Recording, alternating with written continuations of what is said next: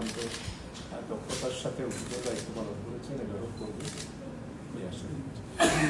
আমরা বুঝে পেলাম, আপনার জন্য শুভকামনা রইল।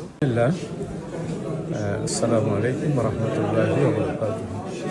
আসলে দেখেন, আমরা তো এইরকম একটা 18 কোটি মানুষের প্রতীক্ষিত একটা নির্বাচন হতে যাচ্ছে।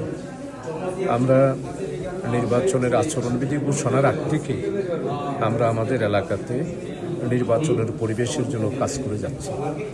তো আমি তো চট্টগ্রামে মহানগরীতে এবং আমাদের চট্টগ্রামের আশেপাশের আসনগুলোতে যতটুকু পেরেছি আমি গিয়েছি।